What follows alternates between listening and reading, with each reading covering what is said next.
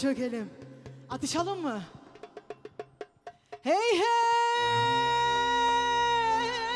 hey. Birini aldım 5 metre aslar. Ötekisi bayramlık ister yar yar. Kadir Mevlam ikisinin acısını birden göster. Kurtulamadım kötü avrat elinden. Hey hey. Geli ver kız sekerek, boğazında dursun ham çökelek. Geli ver kız sekerek, ümüne dursun ham çökelek. Geli ver kız sekerek, boğazında dursun ham çökelek. Geli ver kız sekerek, ümüne dursun ham çökelek. Portsan mermer araçları 5.30'da kalkıyor efendim.